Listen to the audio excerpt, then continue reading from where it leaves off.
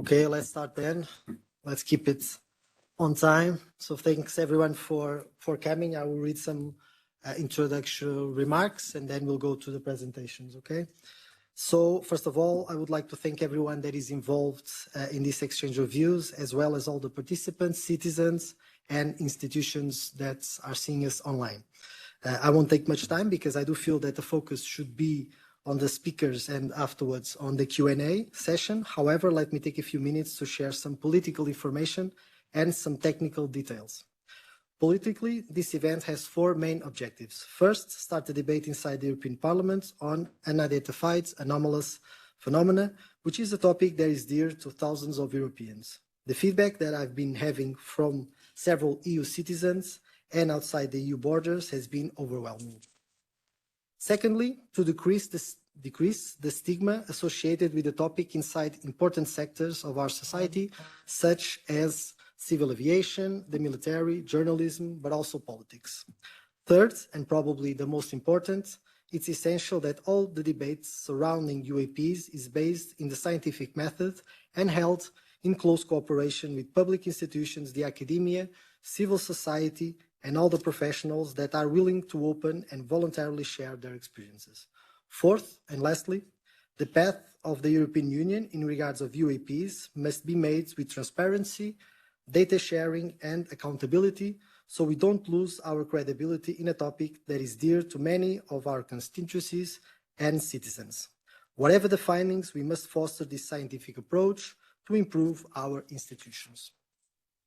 Therefore, my work as a member of the European Parliament focuses on the creation of an EU harmonized system of monitoring, gathering, and analysis of data on UAPs. The EU, institutionally composed of 27 member states, does not have such system, and thus thousands of citizens and experienced professionals don't know or feel safe to report events they can't explain. We must improve our scientific methodology and connect the EU institutions to the public and academia in a transparent and credible way. For the sake of transparency, as a politician, I've made 3 written questions to the European Commission, with just one by now was replied. I've also made 2 interventions in the European plenary about the subject, and last week I've introduced an individual motion for resolution that requests the European Commission the creation of an harmonized system of collecting data and reporting on UAPs inside the EU by upgrading the regulation 376/2014 on the reporting, analysis, and follow-up of occurrences in civil aviation. After these political considerations, let me present the panel and share some technical information. First, we'll have Mr. André Jol from UAP Quality Netherlands with a presentation about the topic of UAPs. Unfortunately, Mr. Joaquim Dekkers could not be present due to health-related issues. After, we'll pass to Mr. Eduardo Russo from the UAP Czech and Euroinfonet, who will guide us on the UAP's history in the European Union. Thirdly, we'll listen to Mrs. Beatriz Villarroel from the Nordic Institute of Theoretical Physics of Stockholm University and member of the Sol Foundation to present us her vision on the scientific approach we should have on analyzing UAPs. After, we'll connect online to the US with the former Navy pilot and Executive Director of Americans for Safe Aerospace, Ryan Graves. He will enlighten us about the recent developments in USA on the topic. Finally, but not least, we'll hear an important share and testimony of a civil aviator pilot, Christian van Eist. So all the presentations will have up to 12 minutes, and in the end, we'll have some time for questions and answers. For the Q&A, you can make your questions in the chat online, or raise your hand if you are present in the room. Please be concise when making your questions and direct them to a specific speaker if possible. For a final comment, let me just share that the presentations, views, and replies of each speaker are their solely responsibility, and those positions may not be shared by other speakers. So after these clarifications, let's jump into the conversation. So, Mr. André, you have the floor, and you'll go directly to the slides. Thank you very much.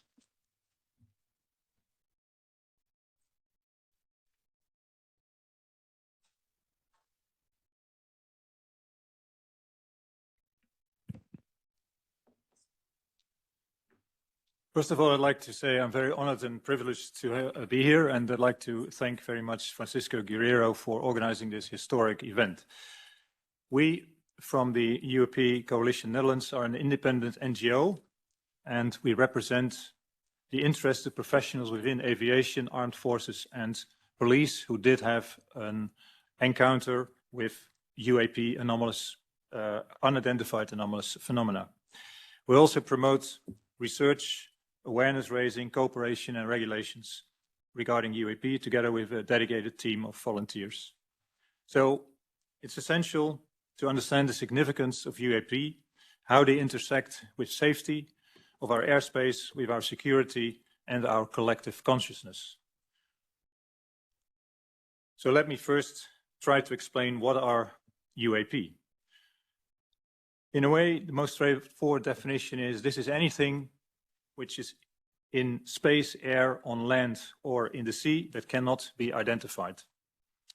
In the past, the term UFO, unidentified flying object, was used, but now with more information becoming available, more sensors being online, we know these phenomena are also observed in other domains like the sea, and therefore the acronym and definition was changed.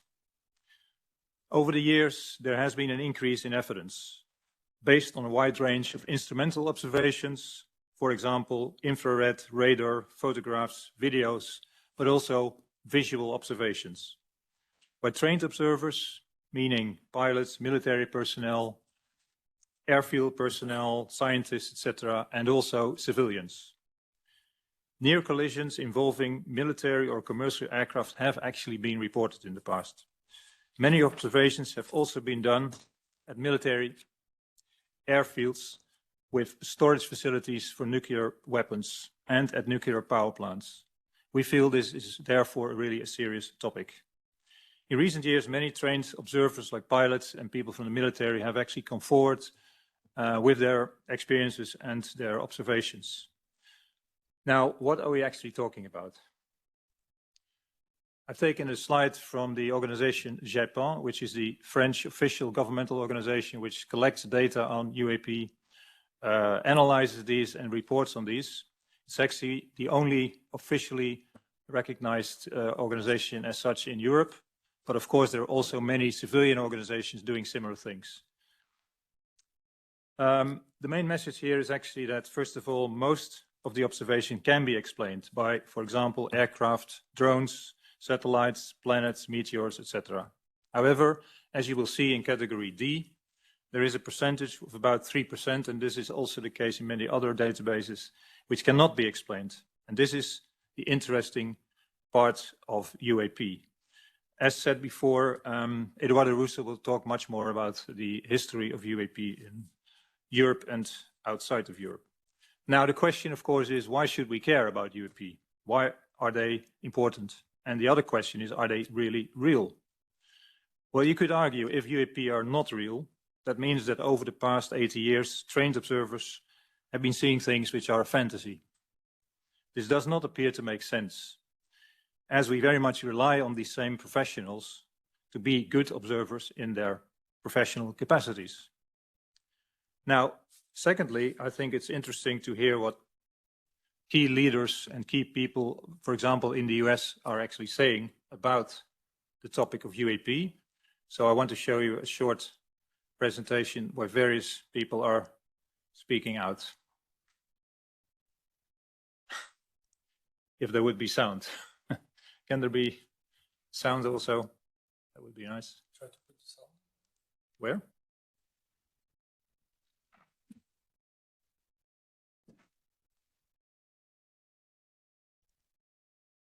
Oops, maybe exit the slides.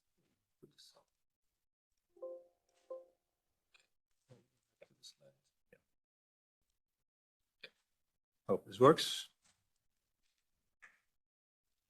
I mean, I think the bottom line is that we don't understand everything that we're seeing, and that's probably not surprising to. I mean, I think the bottom line is that we don't understand everything that we're seeing, and that's probably not surprising to anybody in many respects. They locked their radar onto it. They followed it, and then all of a sudden it would move. And it had no exhaust. It had no plume. It had no visible wings or any kind of engines. So we don't know what it is, but it's something. That's why I'm announcing that NASA has appointed a NASA director of UAP research. We want that era to stop.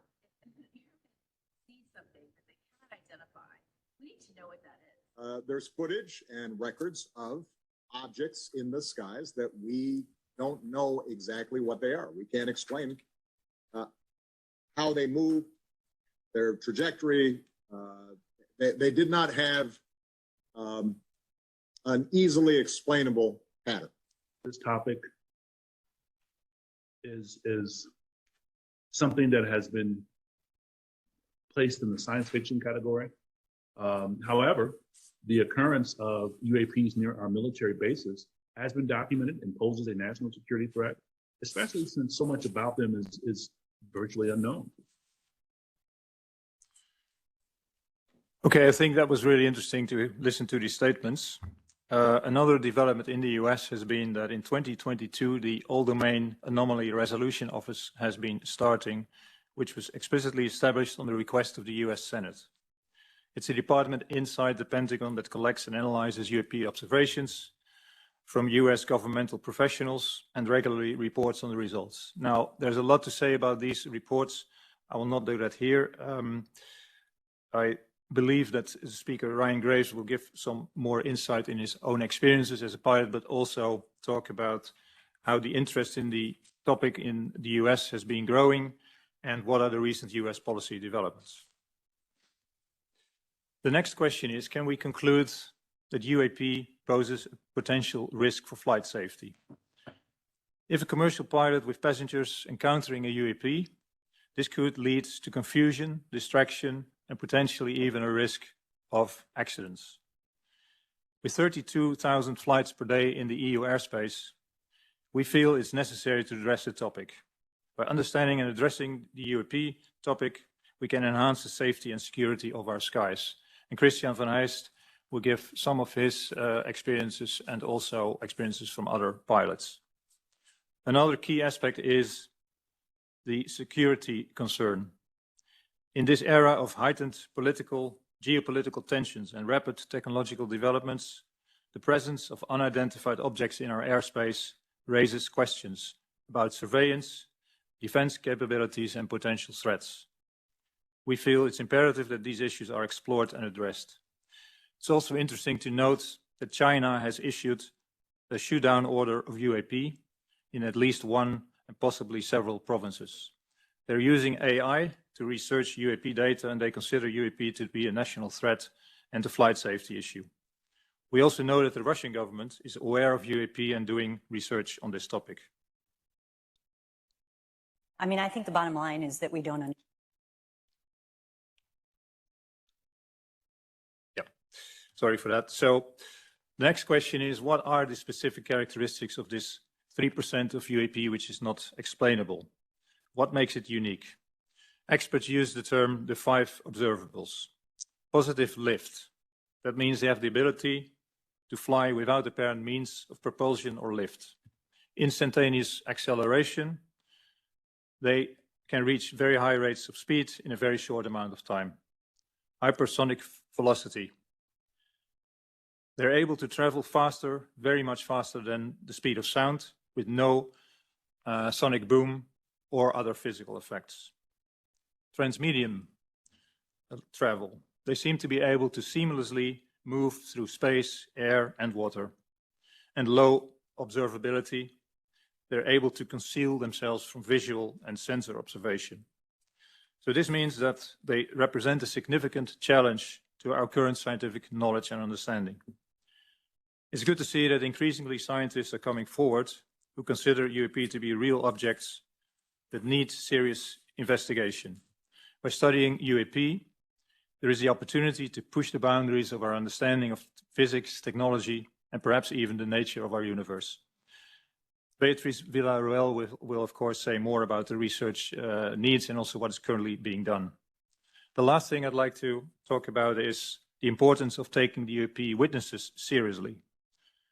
For more than 80 years, professionals from aviation, armed forces, law enforcement, but also citizens who reported UAPs sightings have faced skepticism, ridicule, or even professional repercussions. In this respect, I'd like to mention an example, which is quite famous in the Netherlands. It's the Soesterberg case, which happened in 1979. 12 Dutch military personnel saw, and actually independently partly, a triangular-shaped object around 45 meters in diameter slowly fly over their airbase, which, by the way, was a joint airbase with the US. And to this day, the witnesses feel that they were not taken seriously. This is from a documentary recently released by Bram Rosa and showing in many cinemas in the Netherlands. Die weerspiegelde in de lucht door inversie. Dus ze hebben het eigenlijk weggewoven. Ze hebben weggewoven van ja, het zijn luchtspiegelingen, het waren dit en er was dat. Ja, en daar, kijk, dat kan niet. Als er zoveel mensen hier om je heen staan, hadden ze dat 100% serieus moeten nemen. So stigma and not being able to talk about encounters or even being ridiculed can certainly have a negative effect on health of professionals. The importance of sharing experience and emotions after such events is crucial for the well-being of these professionals. And therefore, and we feel this is also true for UAP experiences. So therefore we feel psychosocial support and creating an environment where professionals can freely share and process their experience and emotions is really important.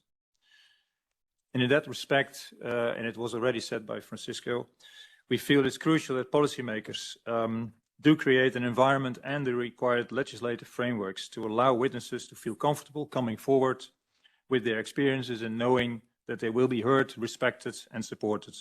We do hope that this historic event in the European Parliament will contribute to ending the stigma. In Soesterberg maakt de luchtmacht. Finally, I'd like to talk a little bit about what could be next. Firstly, we feel it's important to raise awareness and educate policymakers, professionals, scientists, the media, and the public about the reality and the significance of UAP. Secondly, we need to prioritize data collection on UAP through advanced monitoring, and we should enhance multidisciplinary research.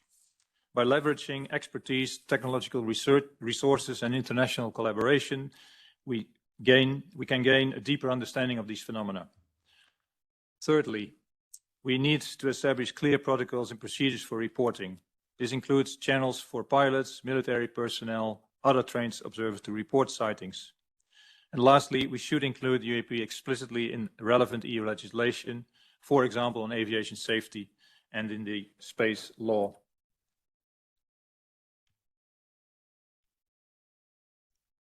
Finally, my last slide. We feel all stakeholders within the EU have a responsibility to address this topic with seriousness, integrity, and scientific rigor. By doing so, we can all ensure the safety, security, and the well-being of our citizens. I thank you very much for your attention, and I'm looking forward for the discussion on the topic.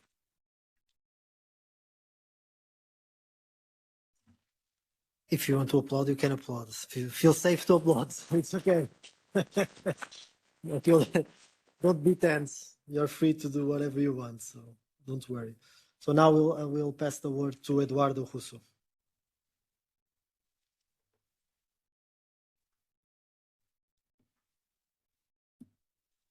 Thank you, everybody.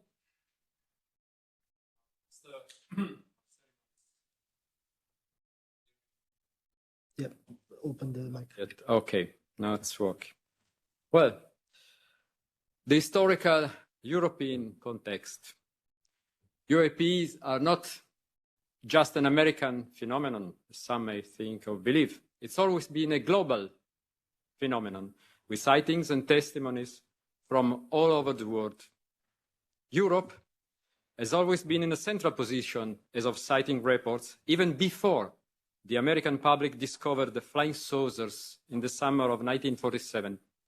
The first post-war wave of unidentified aerial sightings were the ghost rockets over Scandinavia, but also Italy, Greece, and the Mediterranean countries in 1946. And there are a lot of European witnesses. You may ask, how many? We are talking of opinion polls that asked the question, not so many asking the question, did you see a UFO? And we have some seemingly different percentages that amount to an average, a weighted average of 6.5% people having seen UFOs. If we remain to the European Union countries, that means as much as 29 million people having seen, thinking they have seen a UAP, a UFO, call it as you like. Not all witnesses are reporting their own sightings. Our estimates are that less than 1% of the witnesses are stepping forth and are reporting their sightings. Since the databases of case histories collected by the civilian UAP organizations are presently comprising about 170,000 reports. Is it much? Is it few? It's higher than the total number of USA reports as collected by our sister organizations in the United States of America. We are talking of Europe in a geographical sense, from Portugal to Ukraine, from Norway to Malta. Unidentified aerial phenomena are not regular in their apparitions. Sighting reports are coming in waves with rich or poor years. The first large wave of sightings was in the spring of 1950, and it was a really European one, hitting several countries, Belgium, Italy, Spain, the UK. An even greater UAP panic took place in the autumn of 1954, with thousands of cases, mostly in France, and so on and so on. We had the national waves in the UK in 1967, in Spain, 68, in Italy, 73, in France, 74. Important waves of UAP sightings took place in most European countries along the last 75 years at last. My own country, Italy, suffered such a strong UAP wave in the late 1978 that fishermen refused to go out fishing. Police patrols were sent photographing strange lights in the sky. Parliamentary questions were asked, and the government charged the Italian Air Force to begin a formal collection of testimonies from the public. You can see here one of the national examples with the peaks and the sightings in certain years and not in others.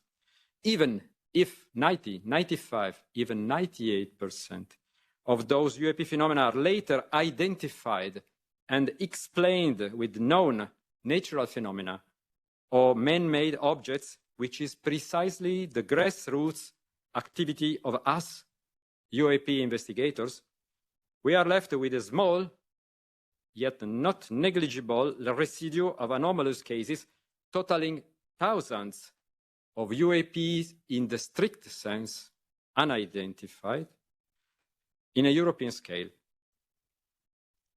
What are people seeing? The largest part of sightings are either distant lights in the sky, you see more than 75% of reports, or of distant daylight flying objects. But we also have got higher strangeness and higher credibility reports as close encounters when the phenomenon is not more far than 150 meters from the observer. And it is about 10% of, this is just a national sample, my national sample from Italy. It's about 28,000 reports. The special cases I'm referring to maybe sightings from the military, maybe physical effects, temporary physical effects on the surrounding environment. Pilot reports that we've been talking about, that Andre mentioned before. Ground traces, radar detection cases. And just think that we cannot get all radar detection cases, since a large part of them are military case histories, and we are not given unless there is some declassification of data. And more recently, the attention moved to the sea, to the water, and you see we have about 1% this less more than 1% of USOs, underwater objects. You can choose a name for them. And there are social side effects, which have been the object of academic studies by psychologists, sociologists, anthropologists. Even if I can't talk here and now some real panic situations, we are left with a great number of people wondering what they saw, millions of people who have a right to an answer if there is one, but cannot find anybody officially charged to give one to them, and are crushed between those telling them you were drunk and those believing it's just extraterrestrial visitors. It's only the private organizations, the volunteers, that take charge of these people, of their testimonies, trying to find and offer those answers to witnesses. We are unpaid volunteers that are doing this by passion. There are a few hundreds of serious-minded private researchers who try to apply a scientific approach within the European Union. And there are dozens of rational associations of them, one in nearly every European country. Some of them having been active for decades. Just think that the British National Association has been founded in 1964. The Catalonian Spanish organization since 1958, and the Danish one, 1957. What are they doing? They are collecting testimonies. They are doing field investigation, trying to find a solution. They can find an explanation for the very largest part of the testimonies. We are collecting documentation, archiving, and offering support for study and research that is not our business. It's not the private volunteers that have to do to make scientific studies. It's to the scientists. And we are doing an activity of public education, conferences, congresses, interviews. Just think that the largest existing archive about UFOs in the world is in Sweden, the Archives for the Unexplained. The military have traditionally been collecting UAP reports within their proper mission of controlling and defending each nation's airspace. Most, if not all, European countries have had its own military archives of mostly military reports, just like in the USA. We all know about Project Blue Book, but something similar have been existing all over the world, nearly all over the world, and in nearly all European countries. But what I want to tell and to stress is that as many as 10 European countries have declassified their military UAP archives or opened their UAP files in part or in total, which is amounting now to several thousands of reports available for study. What about the other countries? Well, we have another 10, 12 countries that have done the same. But let's remain to Europe now. As for non-military, yet government organizations, I'm not talking about private volunteers, collecting and analyzing UAP reports, can I say that the only one, not just in Europe, but in the world, is in France. In 1977, the National Space Study Center, CNES, the European NASA, if you want, created a study group on unidentified airspace phenomena. They called them phenomena, they called airspace, not just aerial. The JEPAN now changed the name twice, it's JEPAN. It's not only still active, as André showed, but still offering investigations and precisely that service to the French public only, collecting their testimonies, trying to identify the causes, offering those answers to the public. We will get back to them.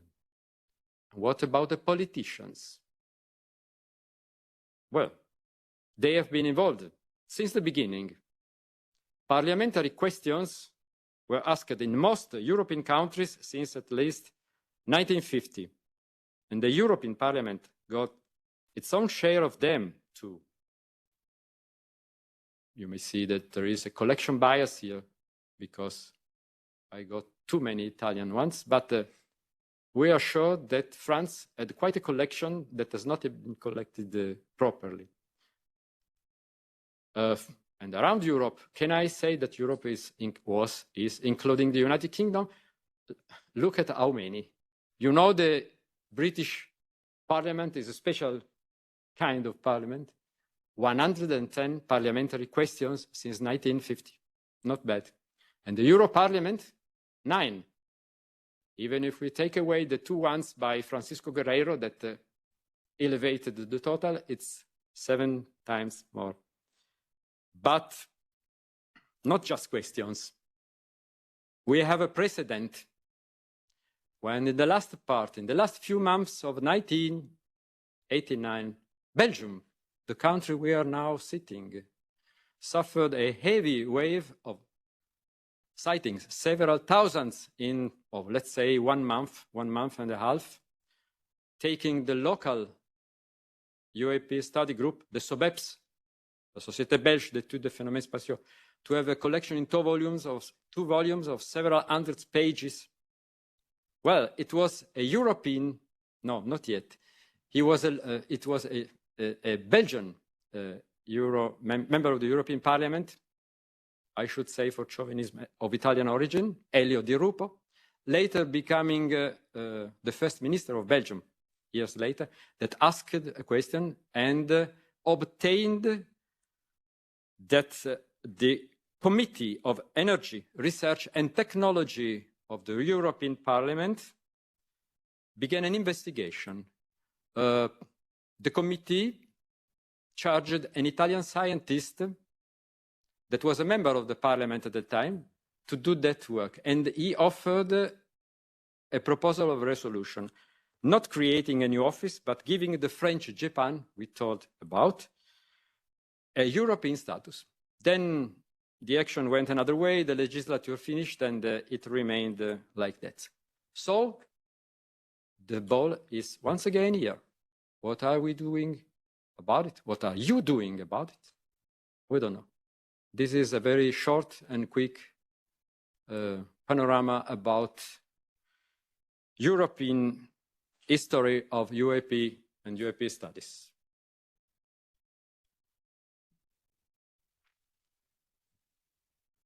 Okay, thank you for the presentation. Just signals the importance of us having a uniform system and an harmonized system here in the European Union to collect this data and to then be dealt by professionals on the matter. So I'll then pass the word to Mrs. Beatriz Villarroel. I don't know if I pronounced it correctly. I hope so. Perfect. Perfect.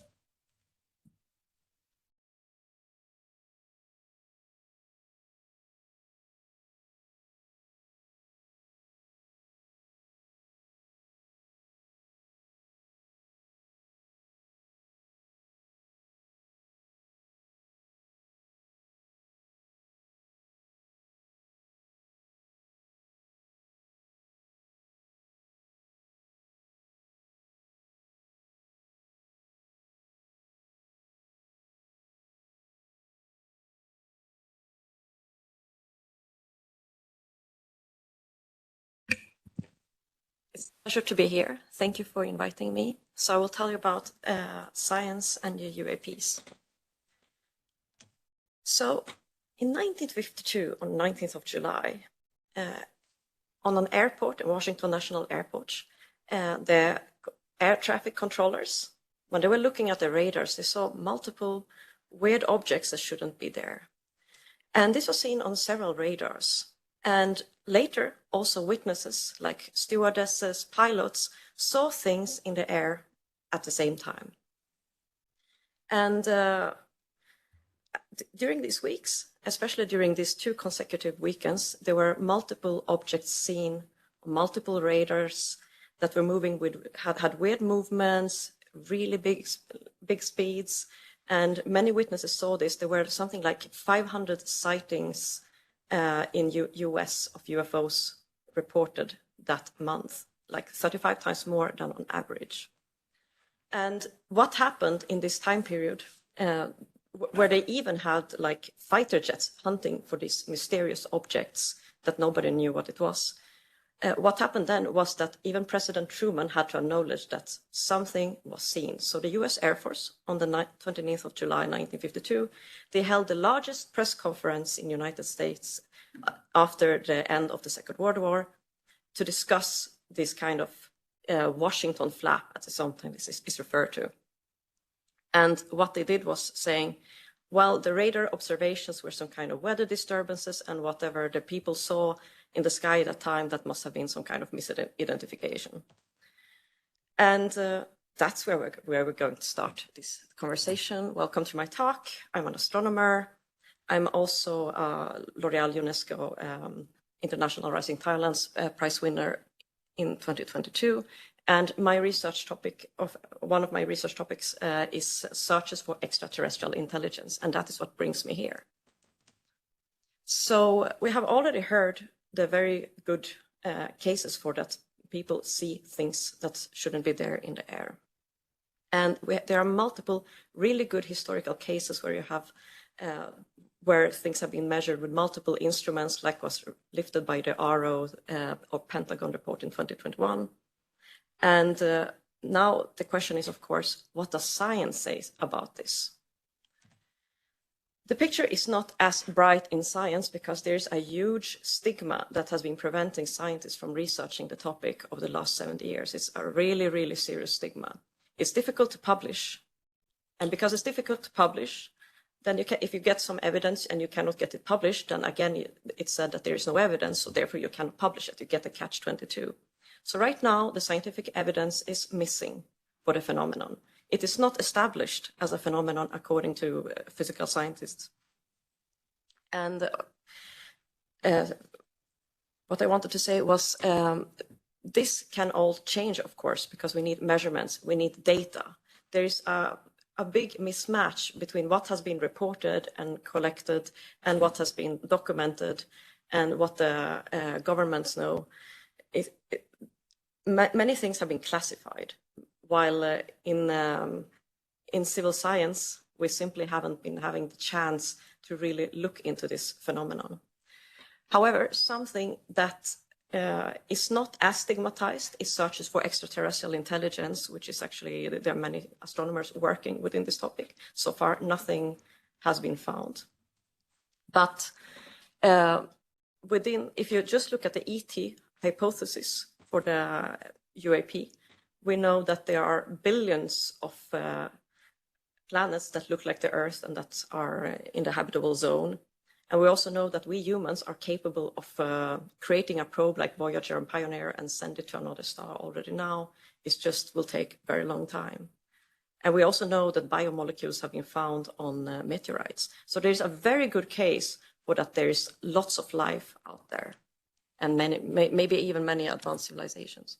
So NASA last year, they made a report. They had a panel of 16 people and they had a look at the UAP evidence, and they found actually a number of mysterious metallic orbs in images, and they started a UAP directorship. So there is now a UAP director at NASA, which means this is a topic we should really take seriously.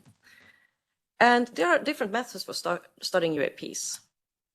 The first thing, of course, is that one effort I really admire is by the Sigma 2, led by Luc Denis, where they are looking at cases where they have multiple measurements and they have witnesses, and then they go actually do very beautiful modelings and simulations, trying to test different hypotheses, because hypothesis-driven science is very important, not only looking for the thing that remains, but testing different hypotheses. And they do really excellent work and with testing famous cases or well-documented cases. Another very, very famous effort now is the one of the Galileo project, where they are building a system to detect everything that moves on the sky with let's say with radars, observations with optical telescopes, with infrared cameras. And here you see a picture of an infrared camera array. And then they will use machine learning to say what the different object is, so that you can separate a fighter jet from a three-winged duck or anything else that moves through the sky, or an UAP. So this is a really beautiful effort led by Avi Loeb and Harvard. So a third way, which I'm more inclined into, is actually testing the actual hypothesis of that we are dealing with non-human objects from an advanced civilization far away. Let's say they send a probe to our solar system. And probes, anything artificial is going to reflect sunlight as if it's very flat. I mean, it's always reflects sunlight, but if it's very flat, you can get short flashes. And these short flashes, you can actually see from the Earth, even if the object is small. And we see them like, we can see satellites every day, and in the same way, we can see these alien objects. And the way to do that, to actually separate human objects from alien or ET objects, is by, for example, using images from before Sputnik 1, the first human satellites. So what could you expect to see? Well, you could expect to see multiple such flashes. You could see either a single, or you can see several along a line, or you can just see multiple. And has anyone ever seen something? Well, in 2021, we found a very weird example where you could see 9 stars or flashes appearing and vanishing within a short time period. And here we didn't know if it was real or not. We could exclude every conventional astronomical explanation. We tried a lot of instrumental explanations. We were wondering, could this be some kind of plate defect, some kind of nuclear fallout that got stuck on it? And this became a mystery for us, because if a real observation, then it was best fit by, well, what we discussed before, maybe UAPs or maybe some new physics, we don't know. Here's another example where you see much clearer such flashes. There are 3 bright stars that appear and vanish within 50 minutes in an image from the 19th of July, 1952. And this was published in the monthly notices of Royal Astronomical Society, which is one of the most respected astronomical journals. And it was posed as a mystery. When it comes to things that are aligned, here you see another example of several along a line from the 27th of July, 1952. And the probability to get such kind of flashes or just any objects in a line is 1 in 10,000. You can estimate it. This has not been published because it's faced huge stigma during the review process. However, those who took note of my introduction might also recognize that there's something funny about the dates I presented, and that's that they happened right during the Washington flap, which we don't know if this is a coincidence or not. And these are our both most beautiful examples, and they were found before I ever heard about the Washington flap. So how can we actually test this? Well, we have designed a separate experiment where we're going to have a network of telescopes, of wide field telescopes with high-speed cameras that are looking specifically for these kind of fast flashes.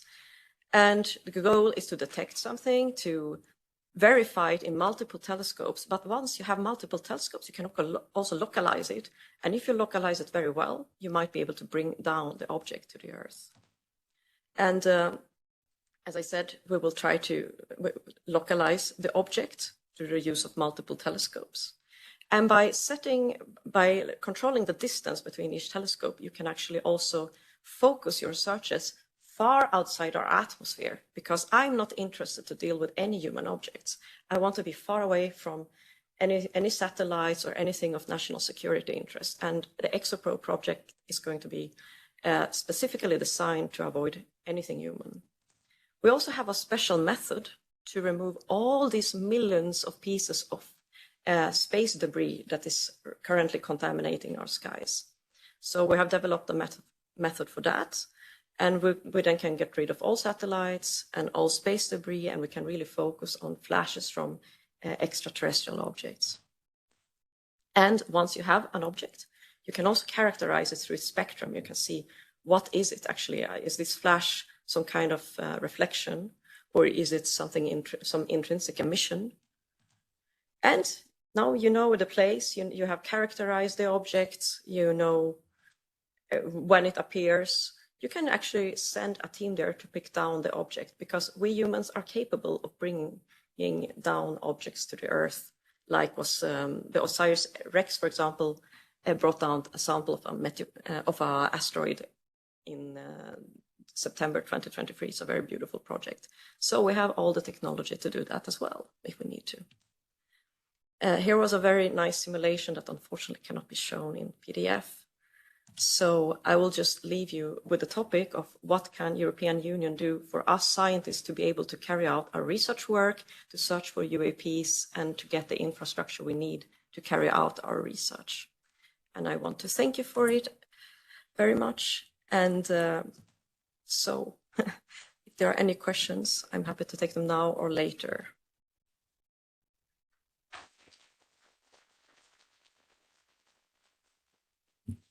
So all the questions will be made after all the presentations. So we then have the specific time for that. Just to let you know that you might know this, and this is obvious, but Galileo is a EU project that is funded by EU money. So the relevance, it's really high. And we have a difference between our approach to space than, for example, the US. So here is more civil-based, more connected to civil society and scientists. The US, it's a bit different, as we know. There's also being written the European Space Law by the European Commission.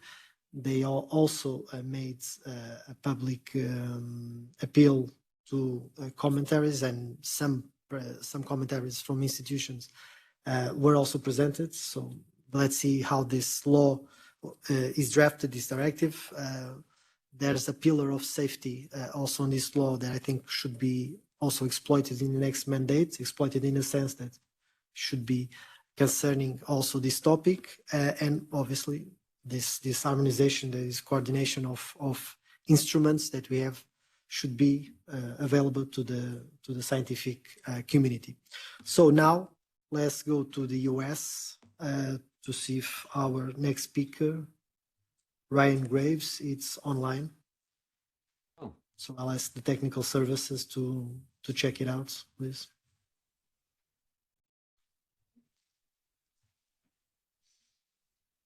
Hi, can you hear me?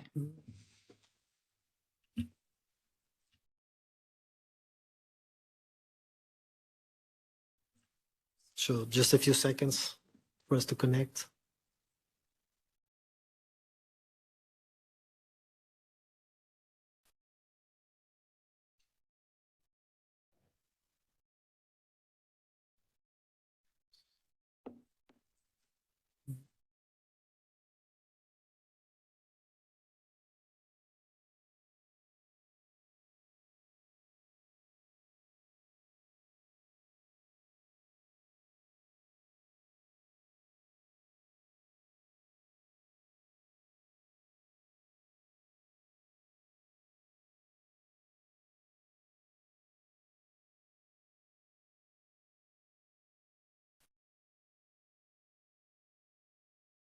There's always some technical issues, so let's bear a few moments so we connect with the US.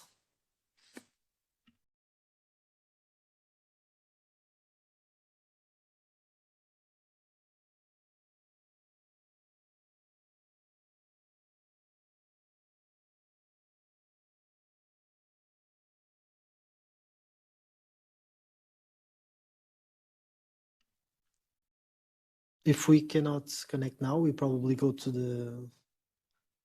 It's on. Okay. Hello. Oh, we can see him.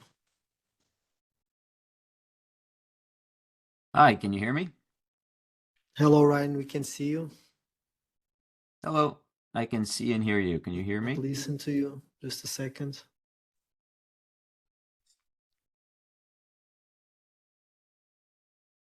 There's image. There's no sound.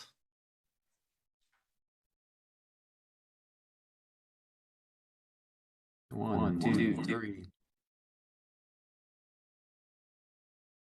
Hello, can you hear me?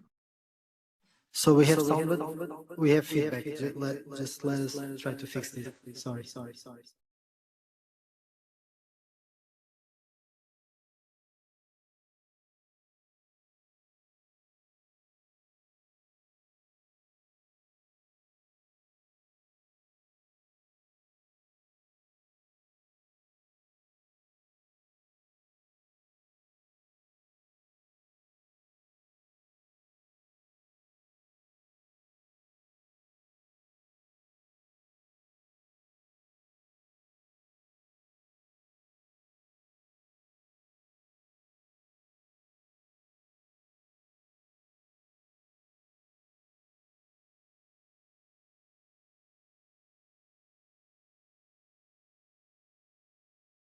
Ryan, can you just now we are listening to feedback. Corta.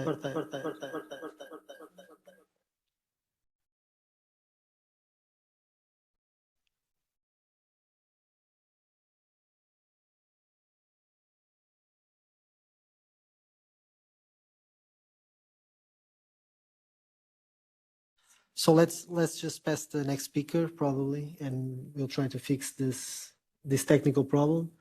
Ryan, if you are listening to us, bear with us a few more minutes. We'll pass to the next speaker, and then we'll try to solve this technical problem, and you'll jump after. Okay? I guess so. Sounds good. So, please.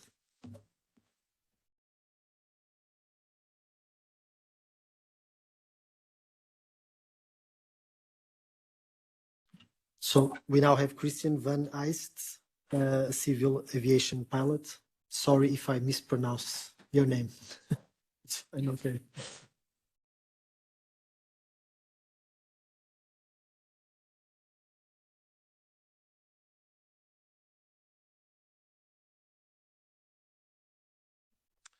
You guys hear me fine? I think the microphone is working. Well, thanks for allowing me to be here. My name is Christian van Heijst. I'm a Dutch airline pilot with over 20 years of professional flying experience, close to 10,000 flying hours, and besides that, I'm a professional photographer as well. I started my flying career flying turboprops in Africa, military operations in Afghanistan. After a couple of years, I moved to Boeing 737 that I flew all across Europe for about 5 years. And for the last 13, almost 14 years, I've been flying the Boeing 747 all across the world, and in the capacity of captain, commander since the last 3 years. I must really say I never really had a real interest in the UAP or UFO topic. I've seen some things in the beginning part of my career that I found peculiar, but I always thought, together with my colleagues, that it must have been something military. It was only after I saw the testimony from Mr. Ryan Graves and also Commander David Fravor that I started to realize that the things that I've been seeing in the first couple of years of my flying career were actually maybe more special than I initially thought. I must say also in the last 20 years of flying, I've seen a lot of things from the cockpit. I've seen military operations, meaning I've seen a lot of rockets, missiles, I've seen a lot of explosions, I've seen satellites, I've seen rockets being blown up in the sky, all sorts of celestial fireworks, let's say. But some of the things still defy an explanation. And it's only, as I said, after I saw the testimonies from Ryan Graves that I started to dig in further into my own experiences. And basically, I wanted to know what I've seen. I basically wanted to debunk the whole topic within 2 weeks because I had some vacation time and I just dove into it. And I basically came to the conclusion that the stuff that I've been seeing was just basically not explicable right now. And I started to worry more and more about the flight safety aspect of all those sightings because I'm flying sometimes up to 100 hours a month all across the world. And if there are things flying next to my airplane or pretty close to my airplane or close to the flying path of my airplane that are not identifiable, not even by air traffic control, this could pose a serious issue. So I decided to come forward. I'm one of the first, not really the first, but one of the first commercial pilots to come forward with my sightings in an effort to break the stigma and to hope that the flight safety aspect can be discussed openly, even if it means that we find out that it's a new weather phenomena or a new type of bird. I honestly don't really care. I just want to get to the bottom of it and make sure that professionals like me have a way to report these sightings. Now, about my own sightings, as I said, in the last 20 years of flying, I've seen a lot of interesting things. The most Anomalous were actually only taking place in the first few years of my flying career, and they always took place over Europe, which is important to note because many people think that the UAP or UFO topic is something from Hollywood, it's American, but I can assure you it's definitely not. My first sighting was over Germany at night. It was a bright light that basically fell vertically down with an incredible speed. It disappeared into the clouds below. It illuminated the clouds below our airplane, indicating that it was something really outside of the cockpit. It wasn't just a reflection that I've seen. And even my instructor, which was flying next to me, it was one of my first flights as a commercial pilot, was really shocked by what we saw, and I never found an explanation for what it was. Almost 4 years later, I saw something very similar over the coast of Greece. It was a clear, bright day, no clouds, no thunderstorms around. We were flying at around 36,000 feet, and suddenly there was just roughly 10 kilometers ahead of us and a little bit to the east of us, a bright light falling vertically down. The moment we saw it, I think it must have been coming in at an altitude of around 60,000 feet, which was the moment we could actually see it coming into the window frame. And it fell down within, let's say, roughly 1.5 seconds into the sea, just disappearing into the Adriatic Sea. We quickly made a short calculation on the back of our hands, and we calculated that it was moving, not even falling, but vertically moving with a speed of around 30,000 kilometers an hour, which is hypersonic, which is just incredible. I immediately asked air traffic control if there was any military activity, if there was any rocket launches or maybe something else going on. The military air traffic controller dismissed it immediately, and he left us just without any answers to our question.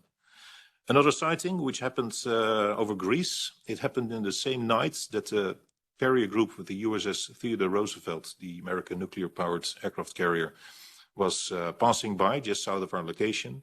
And all of a sudden, it was a bright night. It was just a full sky full of stars, no clouds. We saw a very bright light appearing in the sky just ahead of us. It was impossible to judge how high it was, but it was, let's say, among the stars. It was very high. It disappeared and reappeared 4 times in succession. It was moving not like any satellite or airplane I've seen. And the 4th time it reappeared, it shot out with instantaneous speed, and it just disappeared among the stars. I have no other way to explain it, but the speed was just instantaneous and absolutely incredible. And we've never seen anything like this before. Neither my colleague who was sitting next to me saw it as well.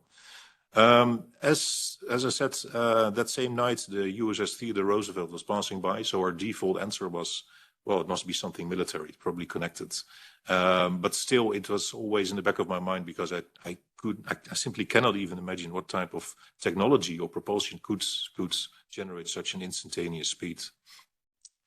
And the 4th sighting that I had took a little bit longer than a few seconds. It actually took almost a full hour. I don't know if we can switch to the next picture.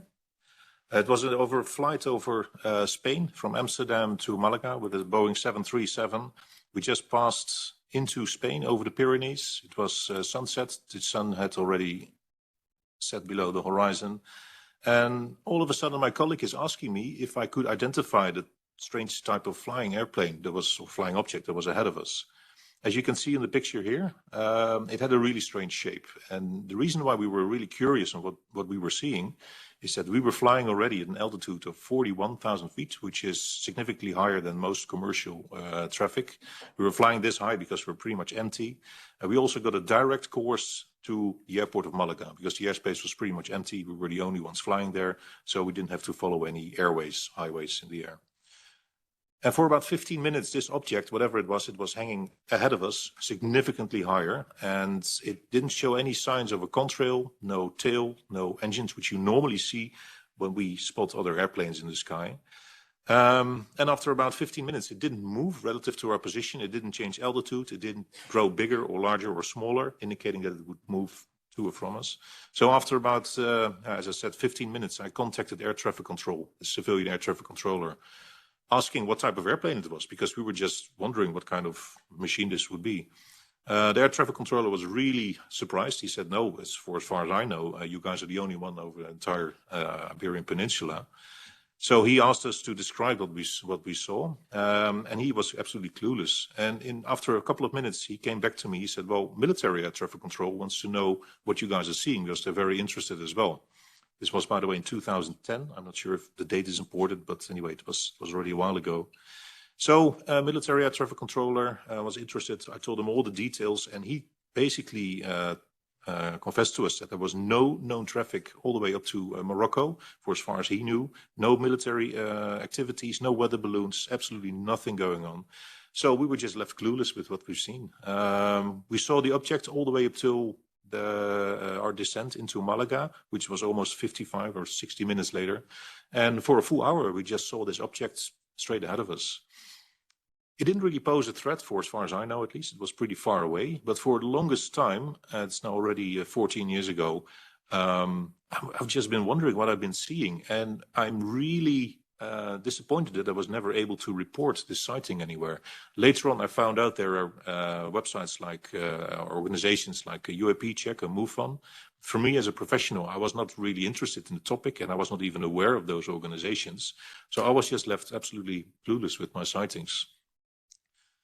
Since I came forward about 2 years ago publicly with podcasts and interviews, a lot of my colleagues have come forward privately, both in flight and also after the flight during dinner, with their own experiences, which are sometimes much more significant than my own experiences. Some of my colleagues have reported glowing or silver objects hovering next to the flight deck, next to the cockpit of their airplane, sometimes flying close to the speed of sound. Some of them have reported groups of pulsating lights overtaking them while flying at significant altitude and speeds. And also other colleagues have seen different sorts of lights, pulsating lights, etc. It's very varied. It doesn't really fit any certain type of description. The only common denominator is that we as pilots, we can never report it anywhere. So I think it's very important that there should be a way to get rid of the stigma. So pilots and professionals and military personnel are allowed to talk openly about it without repercussions. And there should be a way for us to report it in a way that these sightings and maybe even pictures, because a lot of my colleagues even took pictures of the stuff they've seen, should be analyzed in an objective and neutral way, because that's the only way to find out what else is flying in our airspace. So long story short, these are my modest experiences, one of them with an actual picture. And I just want to get to the bottom of it. I want to know what else is flying next to my airplanes.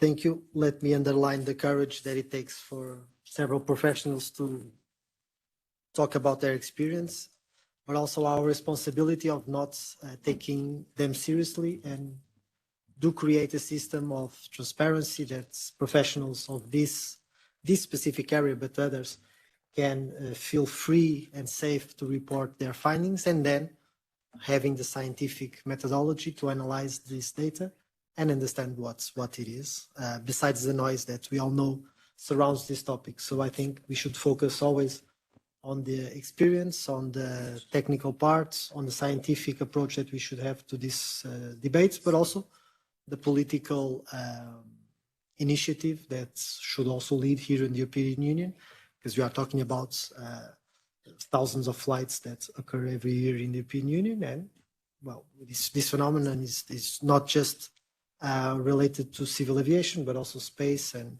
we also know that some of these occurrences also happen at sea. So let's see if our current... let's try. Yeah, let's try the Ryan from US. Hello. Hello. Can you hear me?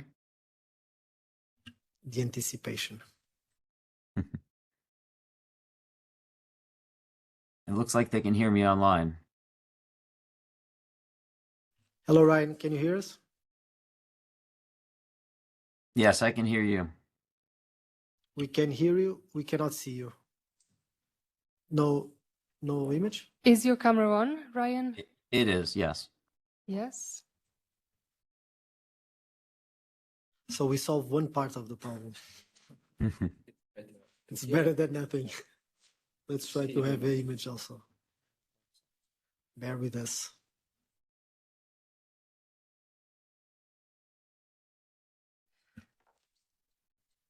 Maybe we could try without the picture. And That's we'll try fine. it. It's just a Yes? verbal statement. Okay. Okay, so let's just go with the voice, the audio, and then during the speech we'll try to connect with the image. Ryan, please. Very good. Thank you for convening this public hearing on this topic. It's been stigmatized for far too long. Unidentified anomalous phenomena or UAP are real, observed, and documented by credible sources, yet we know very little about them. Thanks to efforts like today, we are starting to see that change.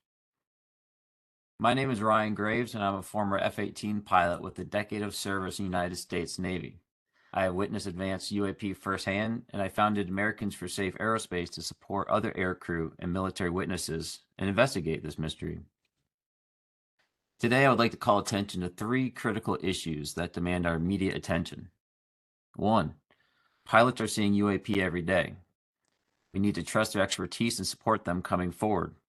I know from my own personal experience and from pilots and military aircrew who share their experiences with me that UAP are worthy of investigation. But too often, pilots are afraid to share their stories due to stigma.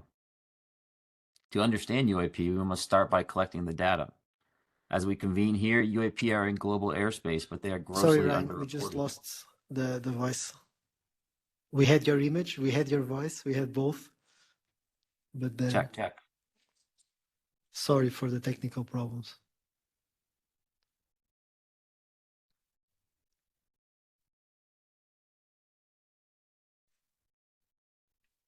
One, two, Ryan, three. sorry, would you want to try and turn your microphone on and off, and also the camera on and off?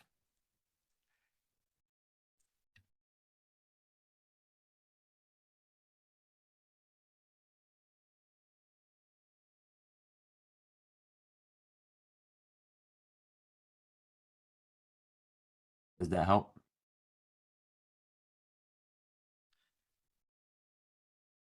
We can listen to you.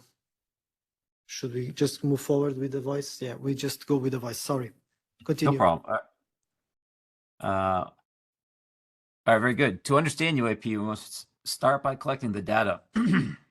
As we convene here, UAP are in global airspace, but they are grossly underreported.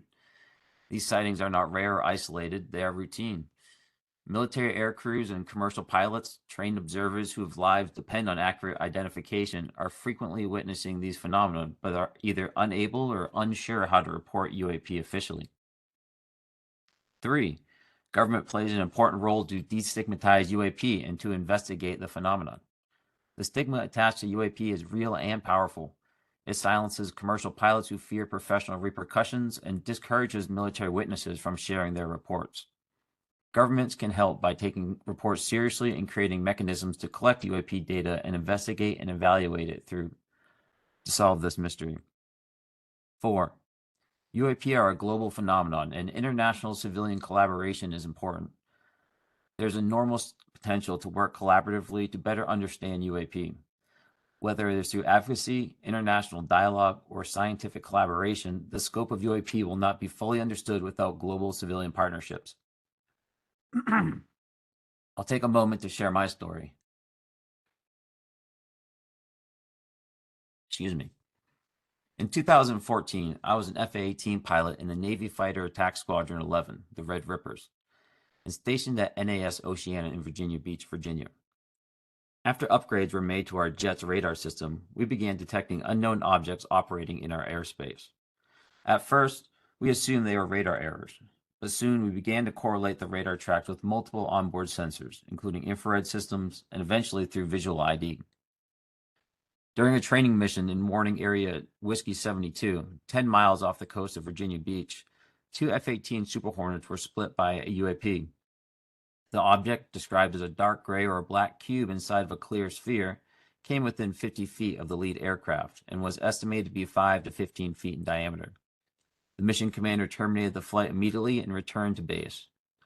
Our squadron submitted a safety report, but there was no official acknowledgement of the incident and no further mechanism to report the sightings. Soon, these encounters became so frequent that aircrew would discuss the risk of UAP as part of their regular pre-flight briefs. The UAP we encountered and tracked on multiple sensors behaved in ways that surpassed our understanding, appearing motionless against hurricane-force winds, accelerating to over Mach 1, and outlasting our fighter jets.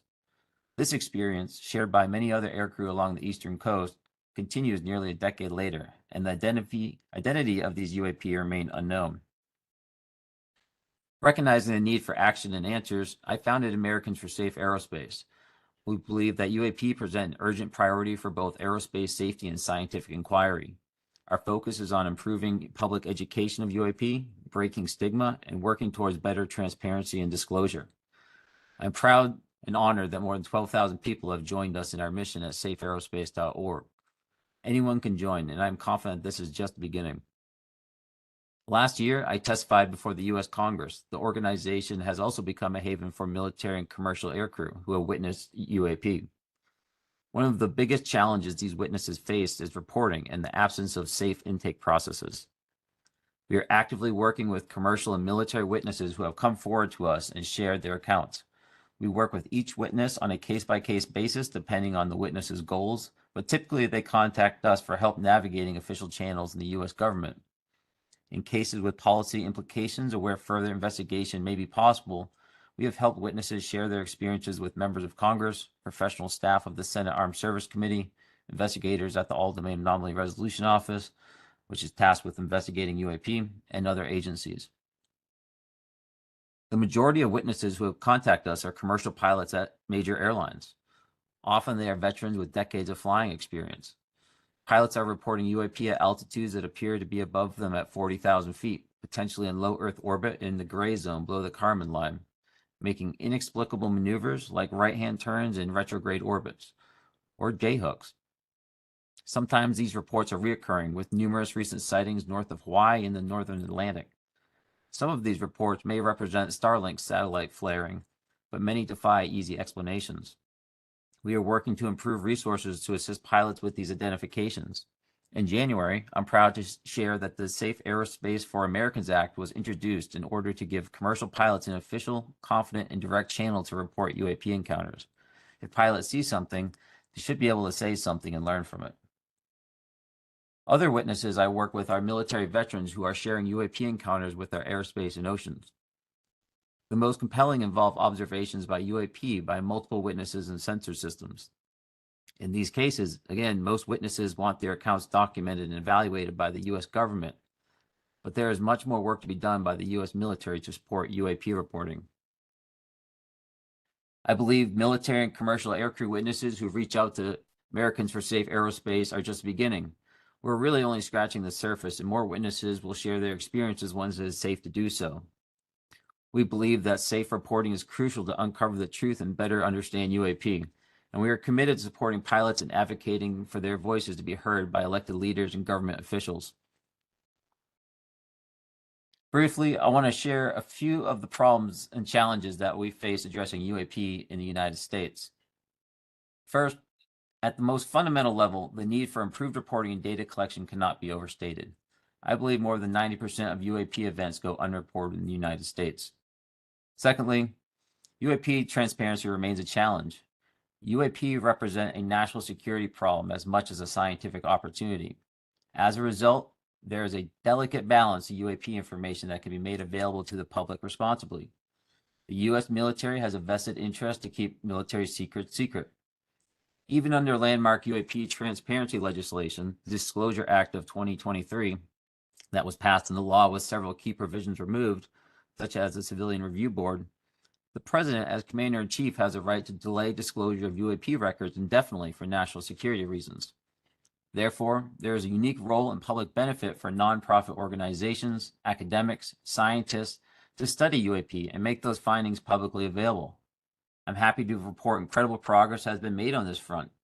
In addition to Americans for Safe Aerospace, the newly founded Sol Foundation at Stanford, the Galileo Project at Harvard, the American Institute of Aeronautics and Astronautics are all examples of private sector efforts that have potential to change our understanding of UAP.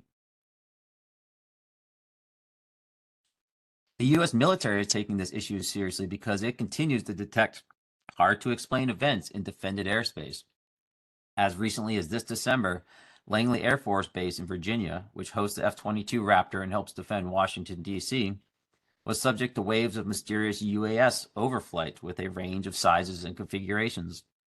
General Gregory M. Gillette, the new NORAD commander since February, testified to the Senate Armed Service Committee on March 14th, 2024, and I quote, "I've gone into the events at Joint Base Langley, Eustis, and I'm using that as the centerpiece of my 90-day assessment to see where NORAD and NORTHCOM can and should do more, as this emerging capability outstrips the operational framework that we have to address it."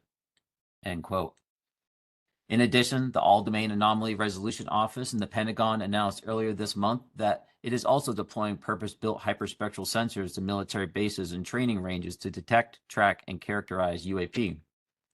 Simply put, the American military knows there is a domain awareness gap around small form factor objects and is working to close it. How much will be disclosed about the most anomalous cases remains to be seen. In closing, UAP truly are a global phenomenon. I recognize the skepticism surrounding this subject, but UAP will only be understood if we dedicate ourselves to pursuing and evaluating data. Thank you for your time today.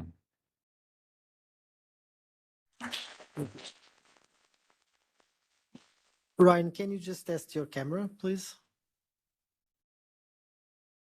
Okay, we see you now. In the end, we see you. Okay. So at least we have you for the Q&A. We can see you. We did listen to all of your presentations. Thank you very much. And I think what you said was really important. So this delicate balance, obviously, about some issues that might be national security, but others that are just being handled by civil society and institutions that are not bound by any political or institutional framework. So I think we should connect them. And as a politician, I think that should be a task for the next mandate, because we are ending here in the European Parliament this mandate. But I think this should be treated as a serious topic, as with a scientific base. And so thank you for your courage also to step up and bring more individuals inside the military sector to talk about their experience, but also to gather these instruments so these professionals can clearly present their experiences. And also you and several others pushed legislation in the US that helped also these professionals to talk about their experience. So now that we listened to these very interesting and important presentations, let's go to the Q&A. I would start by the public that is here present, then we'll go to online if there's any questions, but feel free to question if you don't feel it is to state your name or rank or something, just make a question. Feel free. If not, I'll do. But feel free. Take your time, please. Yes, hello. I'm Jean-Marc Watcan from COBEPS, Comité Belge d'études des phénomènes spatiaux. I'm the head of the investigator network. I have a question for Mrs. Beatrice Villa-Ruals. Yeah. It's fine to look in the deep sky after the lights, but is it possible to look to the Earth with the satellites? Because we have a lot of cases of UAPs, and we can match satellite photographic and a case. Is it possible to get information from these kind of sources? Is it possible to go back in the past? Well, I guess we can always go back in the past. I mean, I think not in 1952 directly for my examples, but if we just generally, it depends on the resolution of the satellite imagery and exactly what you want to do, because I think a lot of the publicly available satellite imagery is not going to have the resolution that you need in order to look for such small objects as are UAPs. And so, of course, the less publicly available satellites probably do that, and I'm sure that militaries have an ability of seeing a lot of different things. But I think for civilian scientists, it might not be the most fruitful approach. I would say I would prefer to look up.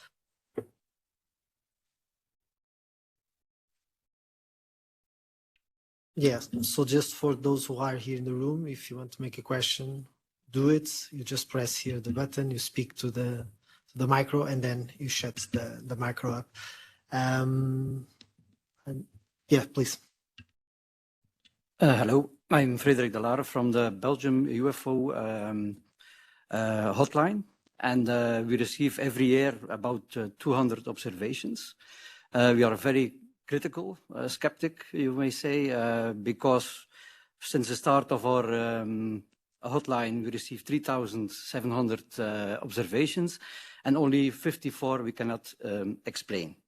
So my question was if there going to be place in this European initiative for civilian organizations like us, because I think a lot of information that we have that the scientists don't get access to.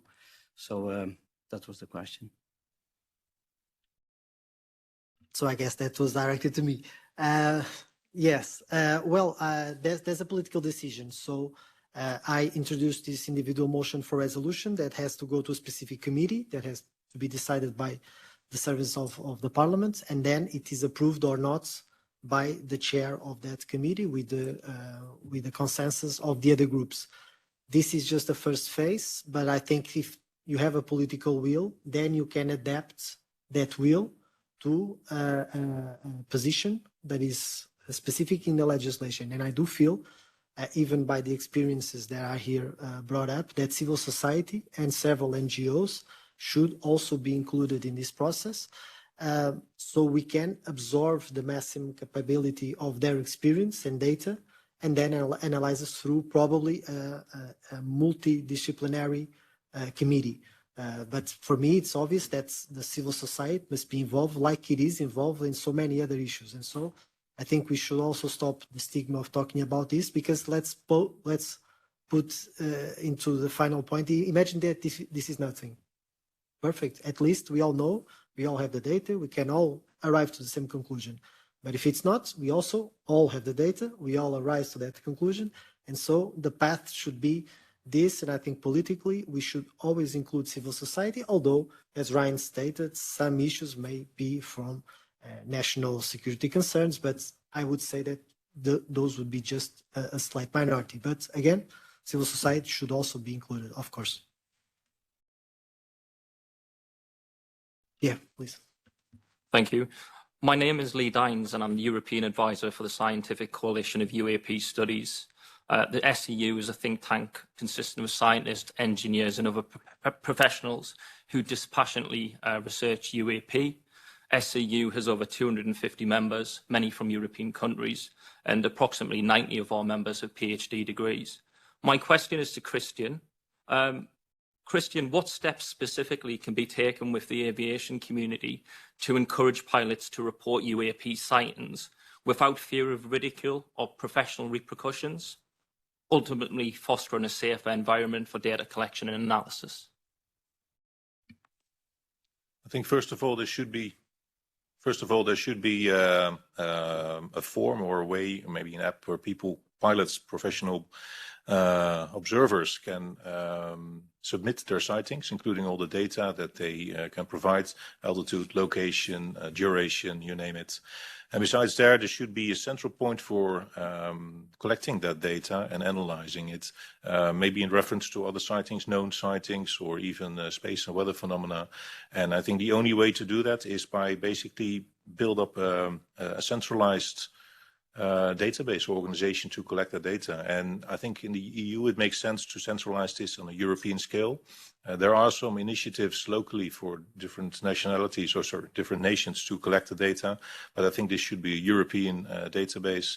And I think this European database in time can be maybe compared to US databases as well, or other bigger organizations, so you don't have all this splintering of all the data being gathered. I think that's the best way to go.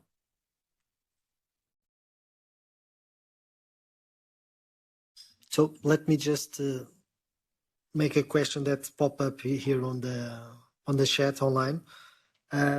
These are not directed to anyone, but just one is directed to someone. So there are a few, but I will just make the one that is clearly directed to someone.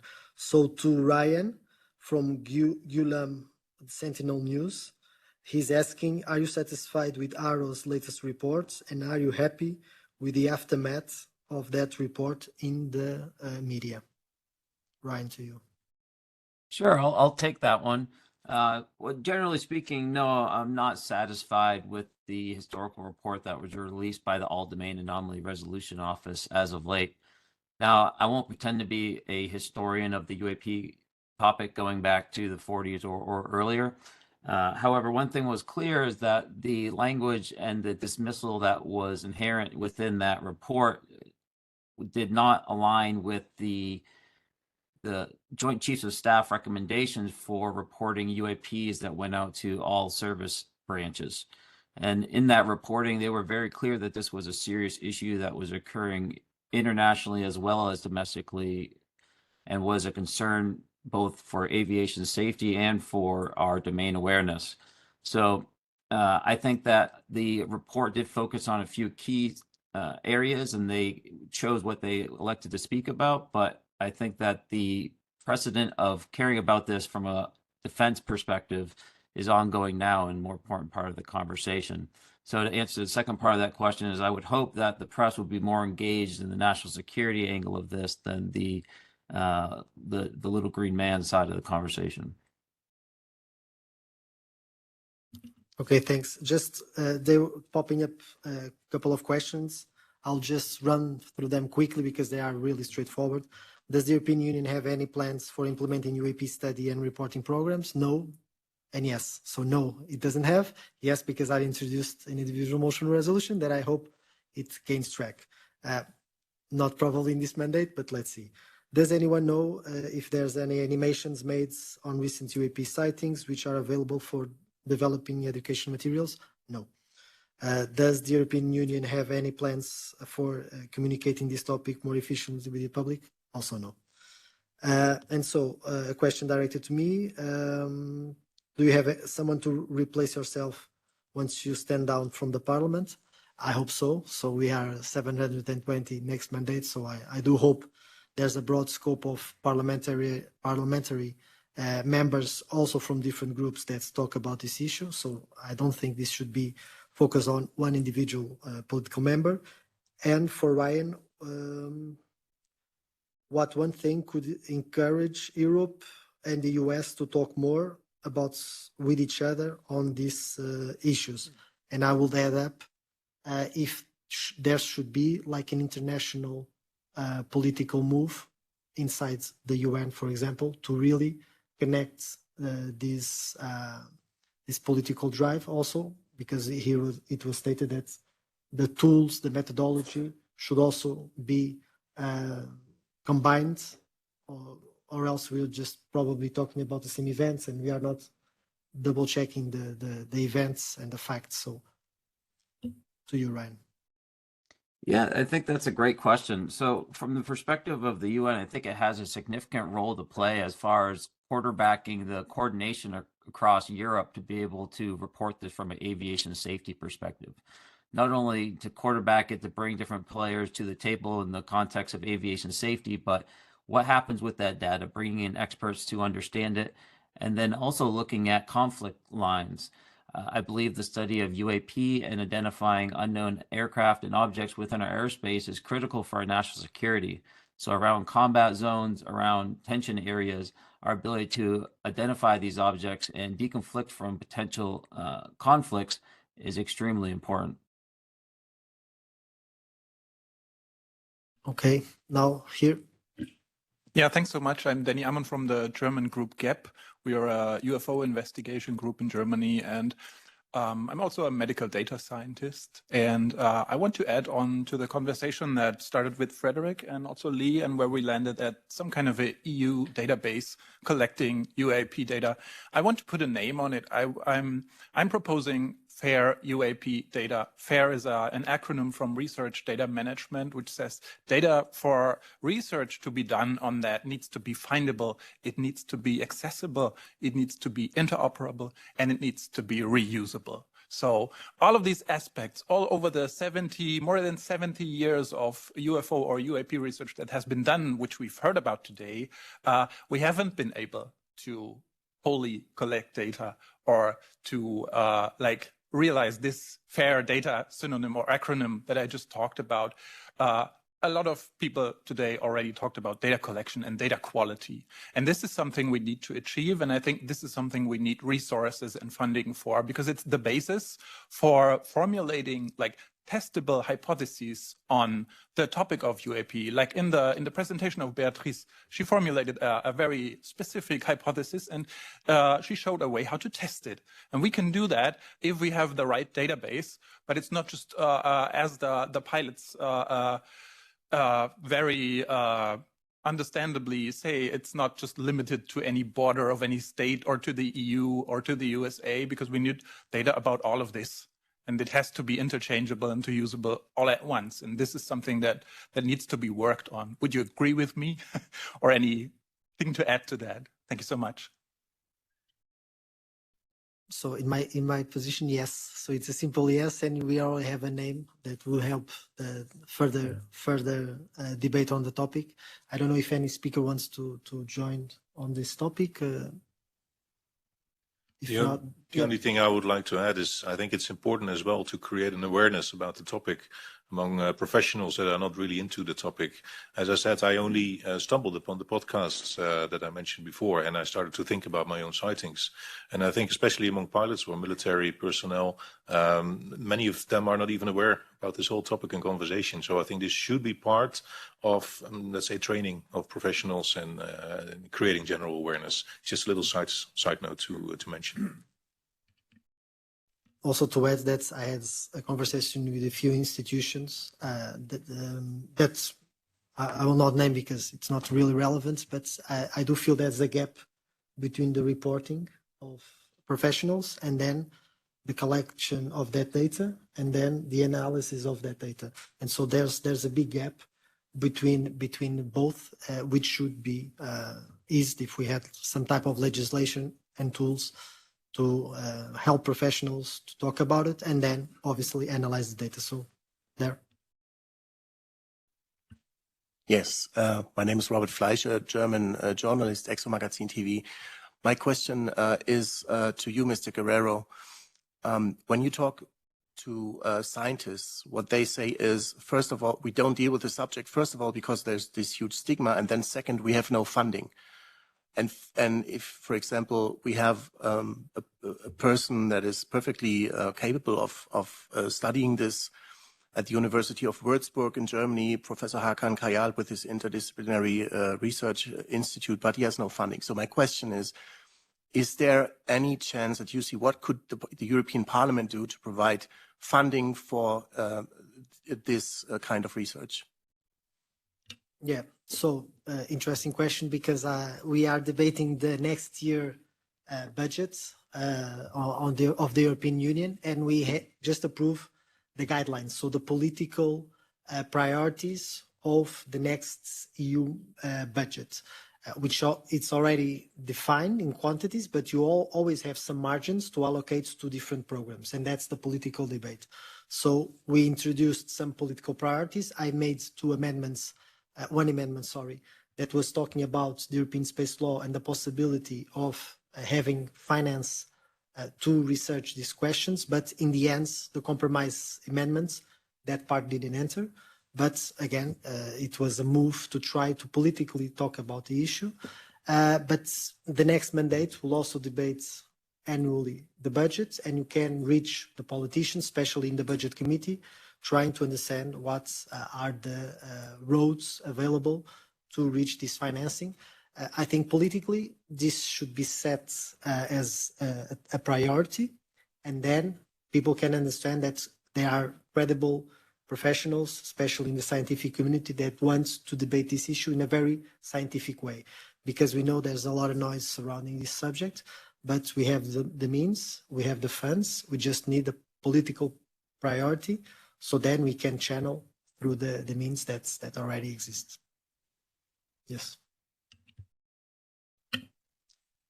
Hi, I'm Peter Skafish with the Soul Foundation. I'm the executive director. I'm a cultural anthropologist as well. I have a question for everyone on the panel. We have a lot of activity, as we've noted today, on UAP taking place in the United States, but we found it difficult because of the amount of energy we devote to the topic there with limited resources to build bridges to Europe.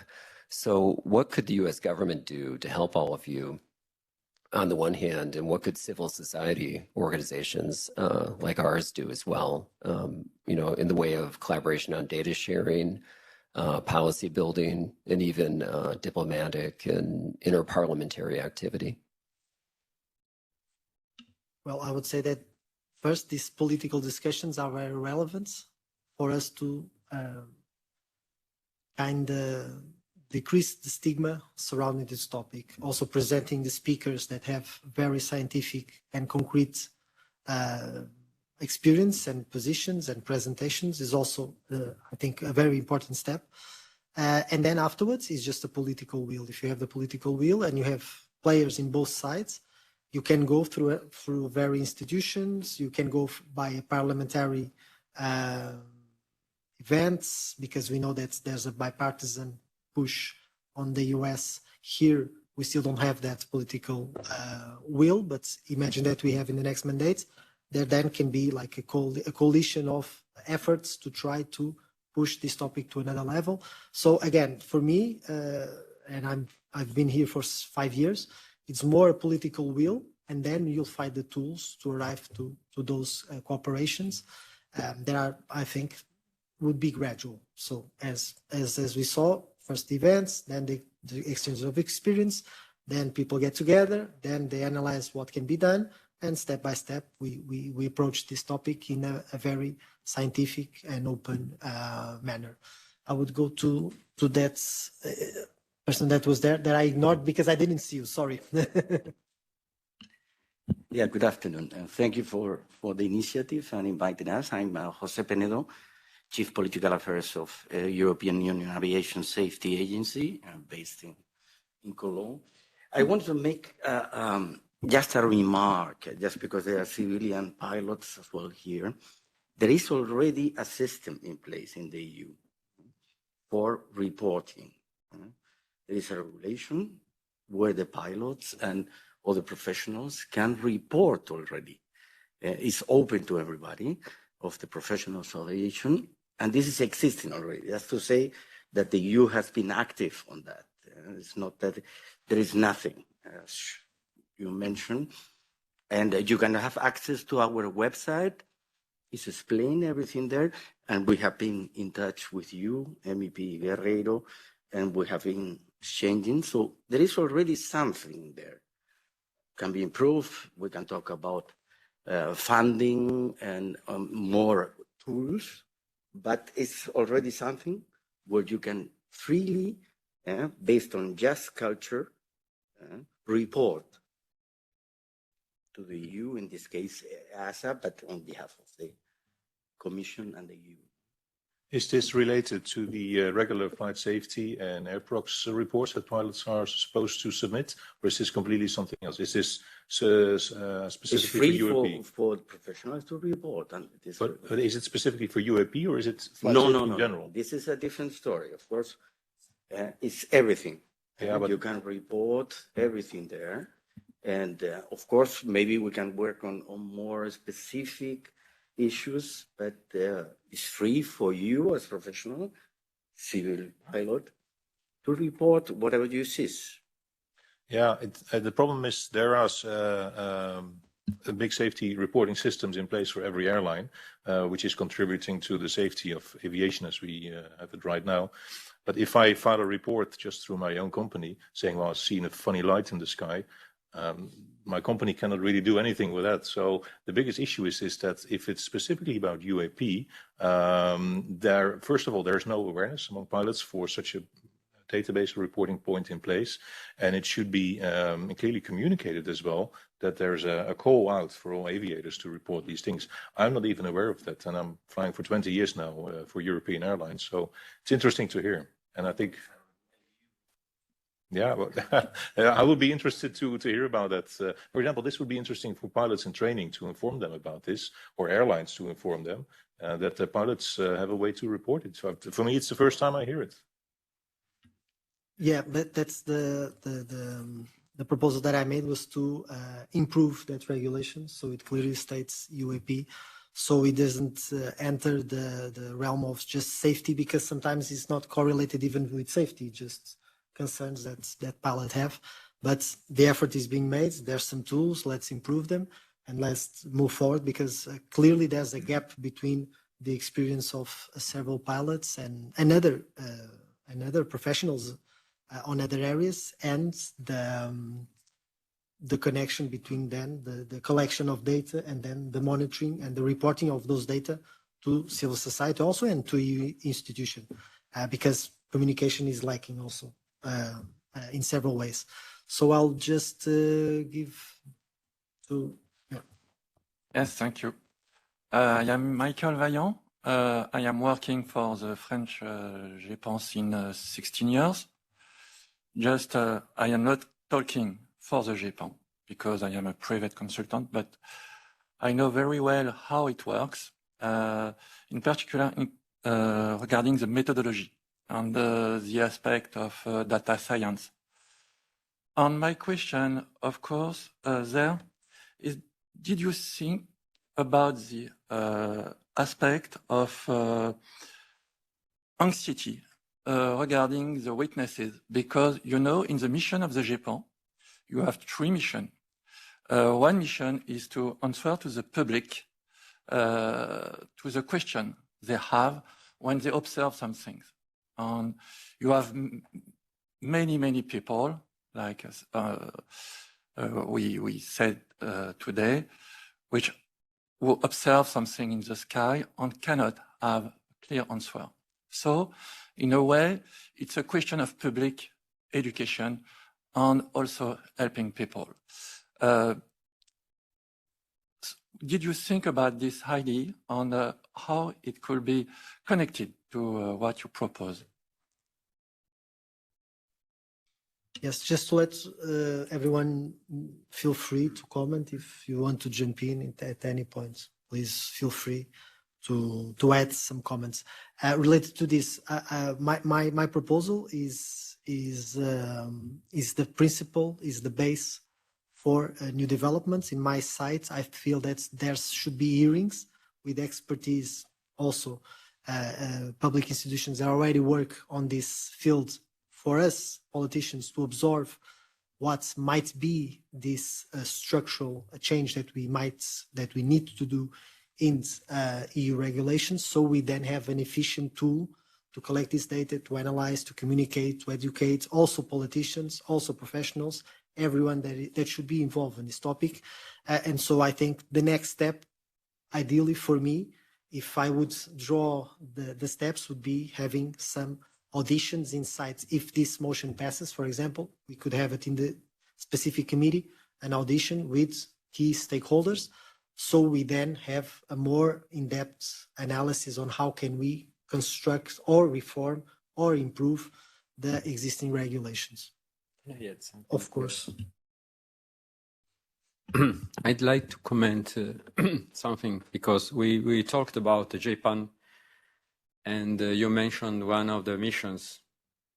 What is interesting, has been interesting in the last 10 years at last, is that Japan, that is an official body, has called at least twice a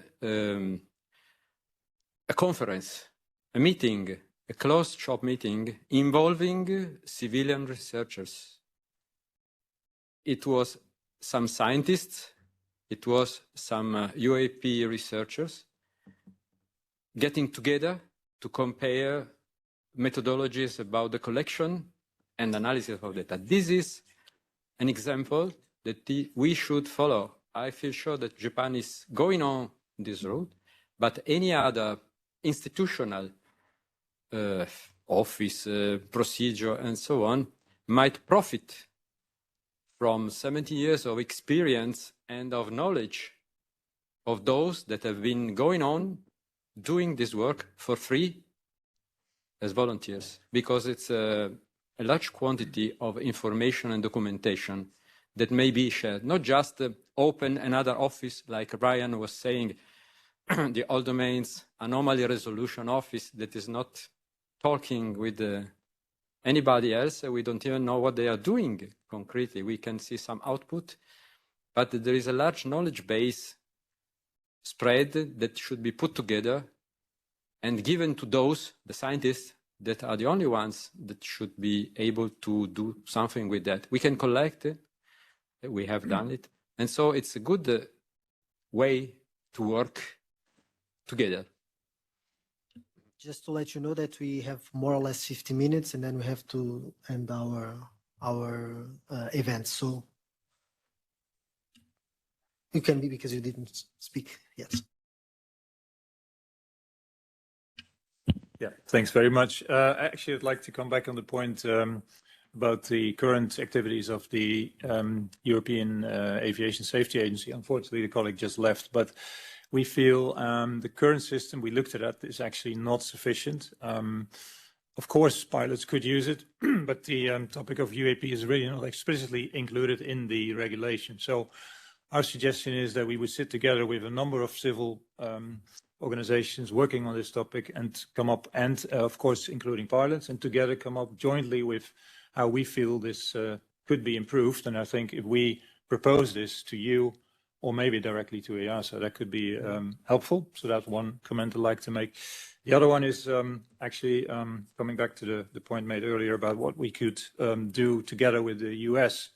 I think the organization ASA, the aviation, the Organization for Safe American Airspace, is very relevant and important. I think we can learn from them. I'm impressed actually that you were able to initiate a whole change in the legislation in a rather short period of time. I would say you did it last year. Maybe you can expand a little bit on how you actually achieved that. Did you go directly to the people in the House of Representatives and the Senate, etc.? But I think we can learn from that and see how we can actually jointly, with a lot of people sitting around the room, think about how we can collaborate with you, also how we can learn from you. Thank you. Yes, so Ryan, after this last intervention, you can jump in, okay? Yeah, I just wanted to add something about the EASA form. It's a pity the gentleman had to leave already. But I would like to suggest that EASA might consider adding a UAP field, or specifically a way to report UAP in that form. The gentleman mentioned, and I think it would be a valid question as well if EASA would be willing to spend some money and budget into educating pilots about UAP, and also in an effort, long-term effort, to get rid of the stigma. I think these three things are connected, and EASA can play a key role in this process. We'll convene these informations for sure to EASA. Ryan, if you want to jump in. Certainly. I'll just add very quickly on that last point that education is extremely important in this topic. We, of course, have aviation safety reporting mechanisms within the United States as well, but the vast majority of reporting goes unreported, or the vast majority of cases go unreported due to the fact of lack of education, the stigma, and the fact that the reporting is in a very narrow avenue of aviation safety that some of these cases may not fall into particularly. But as far as the legislation piece, I will add, yes, it did get through relatively quickly, or at least got to an end state and was introduced relatively quickly. The bill still needs to get voted on, of course, to pass. And we are looking to attach that legislation to some bills that are coming up later this year to hopefully expedite that process. But in order to make that bill move through the process as quickly as possible, there was a lot of work done before. And that work consisted of reaching out to pilot unions, to, in general, to different stakeholders within that would be affected by the bill. But that involved pilot unions, pilots themselves, the FAA, Aero, and other offices that would be affected by this change. And we went back and forth to ensure this legislation would be beneficial to all those different parties that are looking to get better information about this problem. That was a lot of the legwork that we did. And after the hearing, there was a lot of support within Congress to bring a bill forward that could help mitigate some of the issues that pilots were having. And so we used that opportunity to bring forward some of those recommendations to some of the key congressmen and women that were interested in the topic.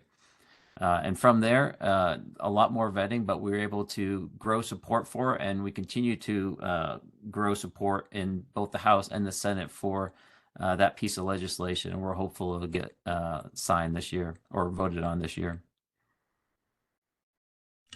Thanks, Ryan. Just two questions that I would present to the speakers if anyone would like to jump in. First one is, how do we undo the stigma attached to this topic? So if anyone wants to add on this. And the second one, if there should be a difference between the reporting of professionals and the reporting of, for example, public and citizens, or if it should be the same channel. This was just a question that was presented in the online chat. So just these two. If anyone wants to jump in, please. In regard to the topic of analyzing data from professionals like so-called credible observers, I think it's important to make a distinction between people who see something in their backyard, let's say, or professionals who see something during their work. It's not because those sightings might be more credible or not. The point is that credible observers, like military, aviators, etc., they see something during the line of work.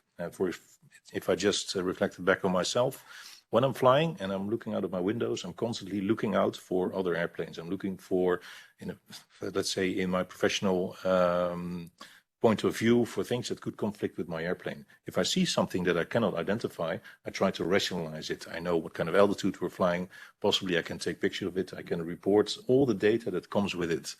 And people who see something, let's say, in the backyard or during a walk with their dog, it's very difficult to establish the circumstances in which they've seen something. And I think those kind of anecdotes might be very interesting.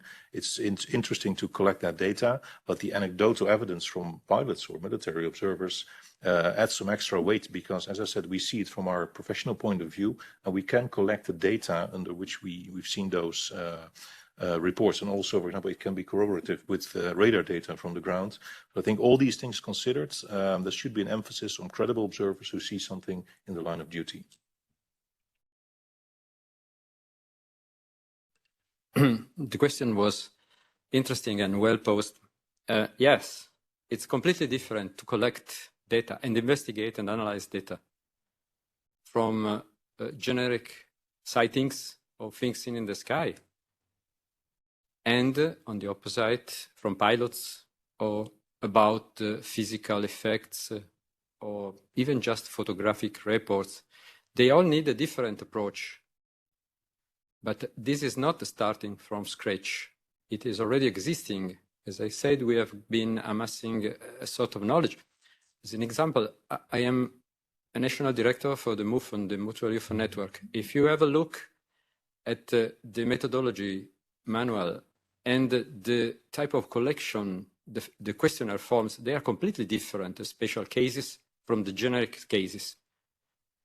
When we were in Kaipan in the first seminar by Japan in Paris 10 years ago, a university professor from the USA, Richard Haynes, that was a founder of the North American Research Center on Anomalous Phenomena, that is been collecting pilot sightings, explained to us how to investigate a sighting by a pilot. That is a completely different situation from an observer on the ground.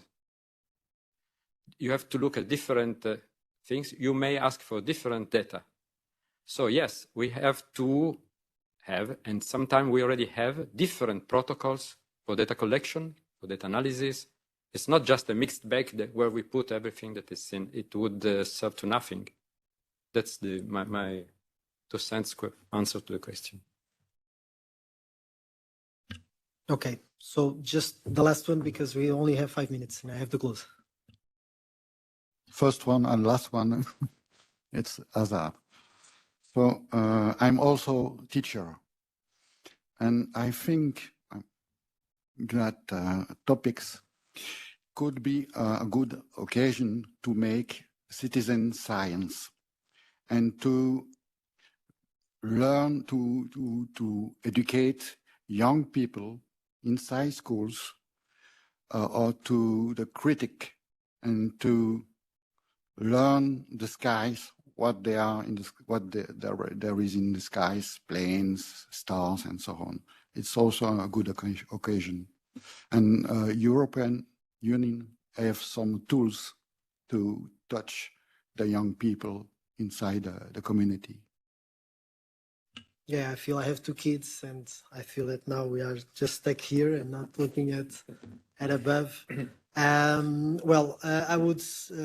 Do you want to jump in? No, okay, because you do like this. No, okay. So I'll stay by here because we only have like 4 minutes. I would like to thank everyone that was present and that watched online. Probably some will just watch this later on.